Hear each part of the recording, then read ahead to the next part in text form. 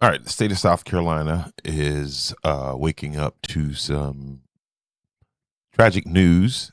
You see on the screen right there, long-time Senator Lindsey Graham from the state of South Carolina. It's been confirmed that he passed away on last night.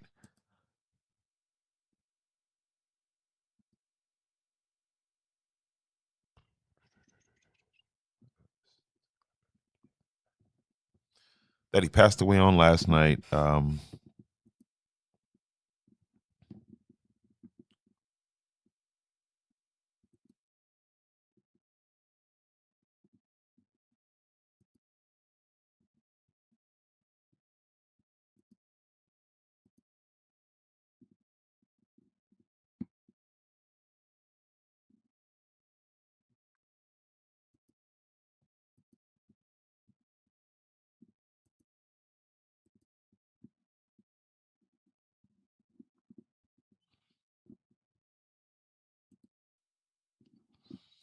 All right, I'm fiddling around with this program. I apologize, y'all. Let's see what we got here. That's not how that's supposed to work. It worked all fine in the pregame, but yeah, no particular details as to what happened to Senator Graham. They're just saying that he, apparently there was a sudden illness, and it took his life. He was actually scheduled to appear on Meet the Press here this morning, which is a political. Let's reset all this stuff. A political show. He had just recently returned back from a trip to the Ukraine. So this definitely came as a surprise to everybody in Washington last night, that he just lost his life all of a sudden. Now, a lot of people will be asking the question, a lot of people to include myself, will be asking the question. Well, I was asking the question this morning. What happens when a senator dies in office? And according to the Constitution, to be specific, the 17th Amendment of the Constitution, and I'm going to read that, put that on the screen here so I can read that with you guys. I have to go on this computer.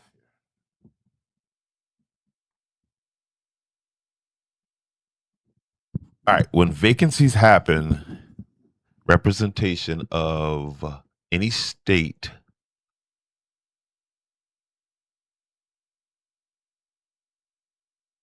when vacancy happens in the representation of any state, the Senate. Okay, all right. I need to put this where I can see it. I can actually see it.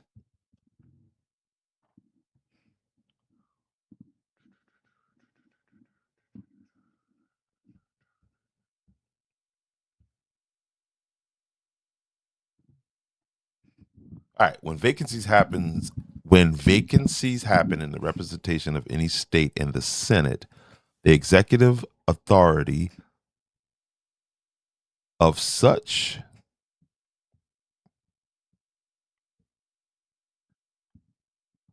state shall issue writs of election to fill such vacancies, provided the legislature of any state may empower the executive thereof to make temporary appointments until the people fill the vacancies by election as the legislature may direct. So, Governor McMaster will appoint someone to fill that spot, and then because we have an election coming up here in November, right? And Lindsey Graham just won the primary, the Republican primary, to run as a Republican candidate in November. So the Republican Party has some decisions to make as to who is going to be the candidate running. Excuse me, damn it, the coffee went down rough this morning. Uh, who's going to be the candidate running against Miss Andrews, who is the Democratic representative? So one thing this unfortunate thing has guaranteed, that South Carolina will have a new senator, um, be it Republican or Democrat. The people of South Carolina will decide that in November. But condolences to Lindsey Graham's family, friends. You know, politics aside, he is a human being, and this man lost his life. And I'd ask that if you comment on this post, I really don't need to hear your political, okay, you don't jive with Lindsey Graham politically, neither did I, but that's no need to be disrespectful in this time right now, because again, fellow human being lost his life, and the state of South Carolina now is waking up with this to deal with.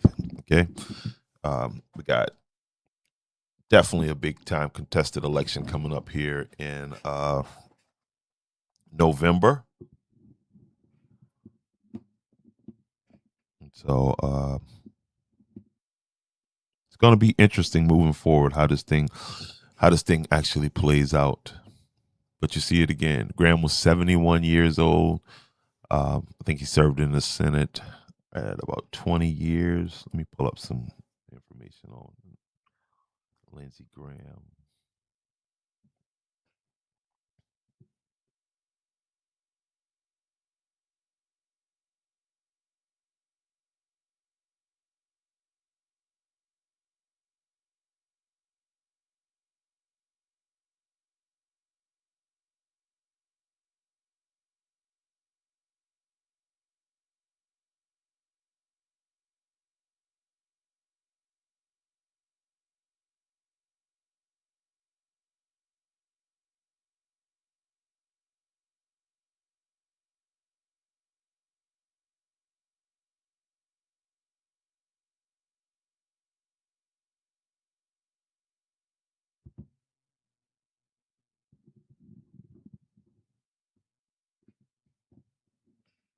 Again, under the 17th Amendment, a vacancy in the Senate seat will be filled according to South Carolina law.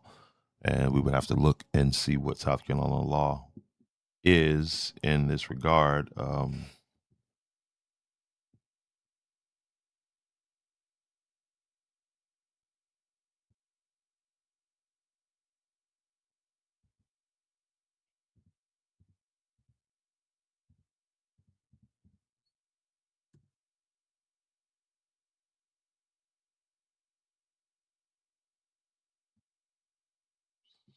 All right, Lindsey Graham is an American attorney and politician who served as one of South Carolina's two senators since 2003. So he's been there for 20 plus years, 23 years.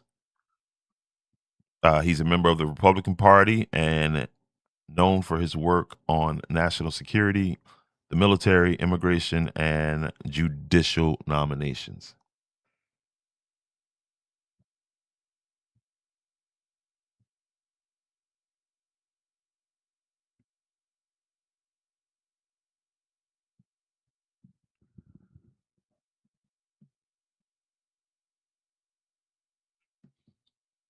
Wow.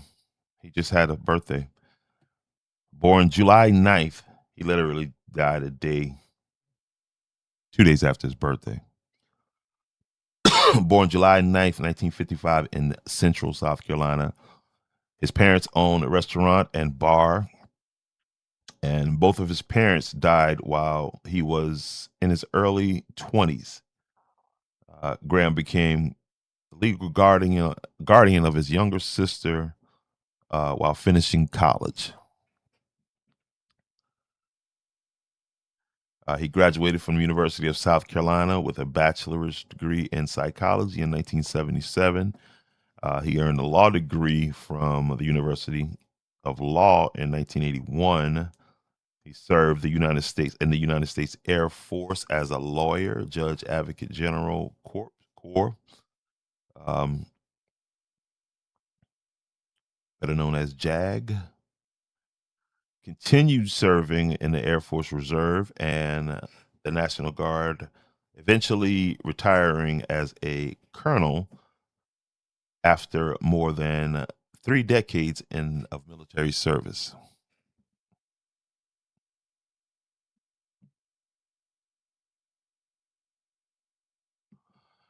1993 to 1995, he served in the South Carolina House of Representatives. And from 95 to 2003, he represented South Carolina's 3rd congressional district in the United States House of Representatives. In 2002, he was elected to the United States Senate. He succeeded Strom Thurmond after Strom Thurmond retired. He took office January 2003. He has since been reelected multiple times to that seat. Throughout his Senate career, Graham has been known for strong support for the United States military and defense spending, his advocacy of veterans, leadership on judiciary issues, including serving as a chairman of the Senate Judiciary Committee. Why is this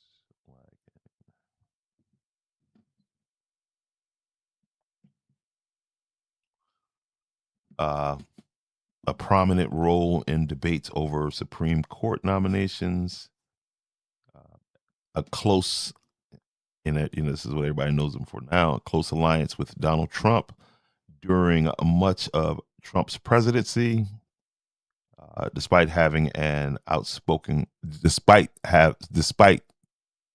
been an outspoken critic of Donald Trump in 2016. Graham is never married and has no children. He has maintained his primary residence in South Carolina throughout his political career. Let's see what else we got here.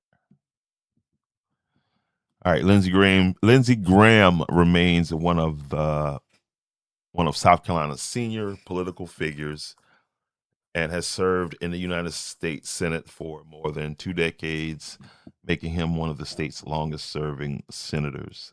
He took over a seat for a long-serving senator who was Senator Strom Thurmond. But that's the deal on Senator Lindsey Graham. Again, condolences to his friends and family. I'm sure it was a shock and a surprise to them that this happened. But there you have it. Senator Lindsey Graham has died. He's dead at age 71. He died in Washington, D.C. last night.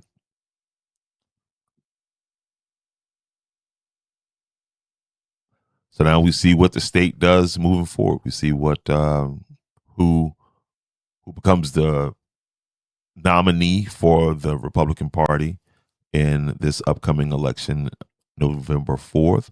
And then we also get to watch and see how this affects the Andrews campaign. I mean, it definitely has to affect the campaign because strategy, now you got to basically scrap whatever strategy you came up for looking, understanding that Lindsey Graham was going to be your opponent, and now given, life be life, and we have this situation right here. So, but yeah, Senator Lindsey Graham dead at age 71. And again, please do not get on this post and be disrespectful to the dead. All right, have some respect. And before I get out of here, I want to tell you guys about an event that's going to be taking place on Saturday, September 5th in Neesmith, South Carolina. This is going to be a very nice